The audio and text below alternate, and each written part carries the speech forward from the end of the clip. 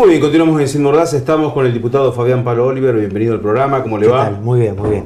Hay varios temas, diputado. Primero, lo he visto muy activo. Usted asumió el 10 de diciembre. Así es. Pero he visto que a pesar de que todavía estamos en el periodo extraordinario de sesiones en la provincia de Santa Fe, primero, vi un proyecto que usted presentó, firmado con otros diputados también, sobre el tema de la basura cero. ¿Qué es este proyecto? Básicamente, ¿en qué consiste? Es un proyecto de ley que lo que intenta es brindar una herramienta fundamental para que se dé cumplimiento a la ley que se conoce como basura cero, que oportunamente el autor de ese proyecto de ley, o de esa ley ya, es el ex diputado Pablo Haskin. Sí. En realidad en esa ley se establecen dos fechas como hitos importantes. Una, el año 2012, donde obligaba a que todos los municipios dejen de depositar como disposición final de residuos domiciliarios en fosas al aire libre, como comúnmente se llama en las cavas, sin ningún tipo de tratamiento, y obliga a implementar el sistema de relleno sanitario u otro sistema que sea aprobado por la Secretaría de Medio Ambiente de la provincia. Y después tiene otra fecha muy importante, que es la del 2025, que fue la verdad bastante generoso en ese sentido, digo, dio mucho tiempo la ley, donde en esa fecha ya todos los municipios tienen que incorporar la separación en origen, digamos, en los propios productores, en los vecinos, y el reciclado, la recuperación. El problema es que en la provincia menos de una decena de municipios están cumpliendo con esta ley, tienen su relleno sanitario, por distintos factores, pero fundamentalmente por falta de financiamiento o falta de crédito, tanto en la banca privada como inclusive en los organismos del Estado, para poder hacer inversiones que son importantes. Digo, entre otros factores, porque los otros factores también tienen que ver con las escalas de ciudades. Ahora, usted fue intendente de Santo Tomé hasta diciembre. Sí. ¿Cómo hicieron? ¿Qué hicieron ustedes en Santo Tomé? Bueno, nosotros después de buscar distintas alternativas, nos decidimos a hacer una alianza pública-privada, elaboramos lo que se llama una ronda con empresarios para interesarlos en que se invierta. Bueno, logramos contactarnos con una empresa cordobesa, que actualmente es quien opera nuestro relleno sanitario y quien hizo la inversión inicial.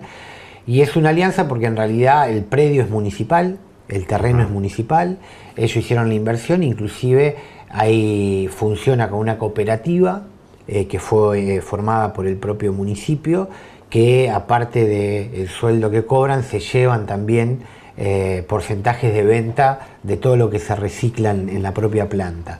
Esta empresa tiene una concesión, no fue tampoco una concesión directa, sino que hicimos un proceso de llamado de licitación, más allá de que existía la figura de la iniciativa privada.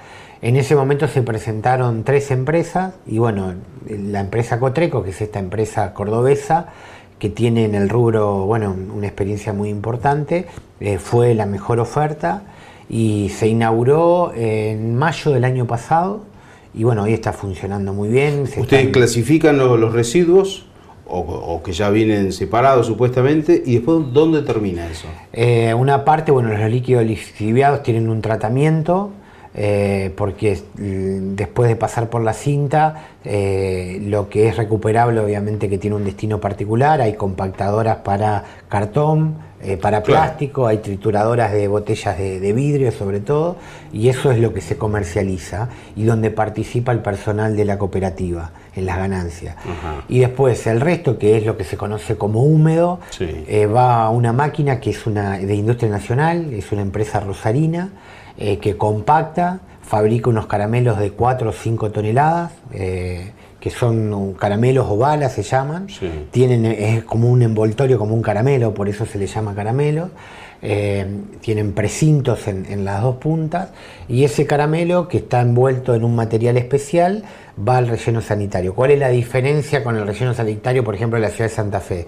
Que en la ciudad de Santa Fe, si bien también se separa, después la basura en bruto va en crudo a la fosa del relleno sanitario. Esto es lo que vos ves en el relleno sanitario, son caramelos que se van apilando. y es una doble protección para evitar el desprendimiento de líquidos lixiviados. En primer lugar, la humedad que tienen los líquidos son menores desde el momento que se compacta. Ajá, claro, Y claro. lo poco que queda, porque siempre queda algo, está protegido no solamente por la protección de la fosa, del relleno sanitario propiamente dicho, sino también porque este material lo protege. Un material que obviamente ha sido aprobado por la Secretaría de Medio Ambiente de la provincia.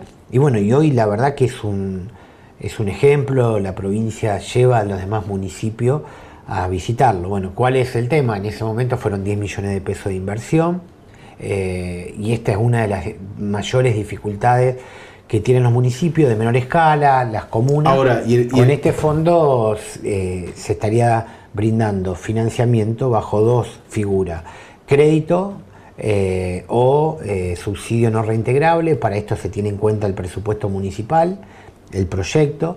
¿Y es para todos los municipios y comunas? Para los 365 municipios y comunas de la provincia. ¿Y cómo se conformaría ese fondo para que después sea redistribuido? Tiene dos flujos, digamos, de dinero. Una es anualmente el 0,5% del presupuesto de la provincia, y después los créditos que se puedan tomar, tanto nacionales como internacionales, siempre y cuando tengan como objetivo ese fin. Ese fin. O sea que estamos hablando de un fondo importante.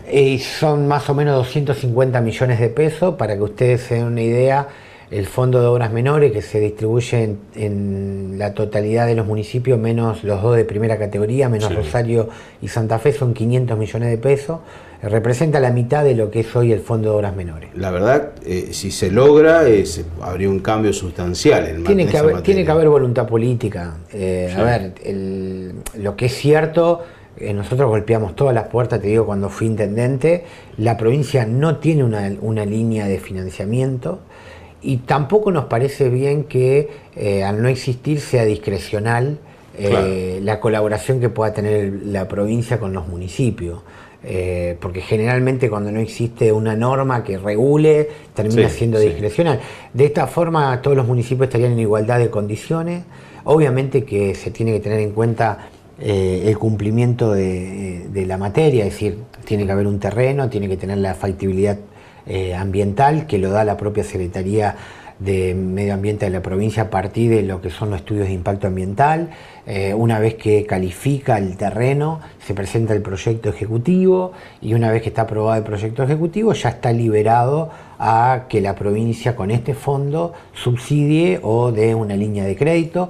La financiación es hasta el 70%, tiene también como objetivo no desde la simbología únicamente que el municipio haga un esfuerzo y haga un aporte económico, sino sobre todas las cosas que se entiendan que los estados locales deben, dentro de su presupuesto, priorizar una parte para el tratamiento de los residuos, que en definitiva es la salud pública también, porque la verdad que hoy, sin esa ley, la disposición final de los residuos era muy económica para los presupuestos municipales, pero era muy caro para el medio ambiente, ¿no? Claro. Para el ambiente, sobre todo por la contaminación de las capas freáticas, por la combustión que se producen por los gases, porque la mayoría es a cielo abierto, los problemas que han traído en el tránsito, accidentes de tránsito, por la combustión de estos lugares. Así que es voluntad política. Lo que está claro es que la ley está, los métodos para disponer más amigablemente los residuos, que es un problema en el mundo, y sobre todo en los países emergentes o del tercer mundo, como se lo llama, lo que tiene que haber son recursos económicos para poder afrontarlos. Si no se invierte y no se entiende que no son gastos, sino que son inversiones, entonces lo primero que algunos me dijeron, bueno, pero para que exista este fondo hay que sacarles a otro. No, lo que se intenta es que este fondo sea una prioridad dentro de las políticas de salud y dentro de las políticas públicas. Diputado, lo cambio de tema. Quiero hablar un segundito de unas declaraciones del diputado Nicotra, que dice que quiere que no sean más obligatorias las PASO. Y usted dijo que no puede ser. ¿En qué se basa lo que usted dice con respecto a esto de la obligatoriedad de las elecciones internas? En primer lugar, yo creo que Nicotra dice una verdad que no se puede discutir, que en la mayoría de los países las elecciones son optativas y que el voto es un derecho. En realidad nuestra Constitución manifiesta que todo ciudadano tiene derecho a ser votado y a votar, esto no cabe ninguna duda. pero nosotros entendemos y tenemos como concepto que el voto, al ser obligatorio y universal, es una carga pública. Estamos obligados a elegir a nuestros representantes, a quienes nos deben gobernar, y hay un elemento que no es menor y que es común en Latinoamérica y sobre todo en nuestro país. Nosotros es la primera vez que tenemos un proceso de 35 años de democracia. Hemos tenido en nuestra historia muchas interrupciones, y la verdad que la forma también de consolidar la legitimidad de los gobernantes y los dirigentes, a nuestro humilde entender, es con la obligatoriedad del voto. No es lo mismo que un gobernador, un intendente, un presidente sea electo con un padrón que fue a votar el 70-75% que el 15 o el 16%, porque él da ese buen ejemplo. Digo, un dato de la realidad, no es un ejemplo, pero también es cierto que en esos países el nivel de adhesión es muy poco. A ver, en Estados Unidos hay gobernadores que son elegidos por el 15 o 20% del padrón electoral. Por menos, o sea, el 15 o el 20 se votan en el presidente Obama es Obama mismo. Entonces, está claro de que no es errado pensar de que tiene que ser una carga pública y que todos estamos obligados a votar por quien en definitiva son los que van a administrar la cosa pública, porque, a ver, estamos hablando de la administración de los fondos públicos, entonces no puede ser optativo elegir a ver quién más. Entonces él dice, bueno, pero ese es un fundamento de Pablo Oliver, que él lo comparte para la elección general, pero no para la elección de los candidatos. Bueno, tuvo que ver también en la decisión y en el espíritu de los legisladores en el momento que se sancionó la ley de internas abierta y simultánea y se dejó atrás la nefasta ley de Lema.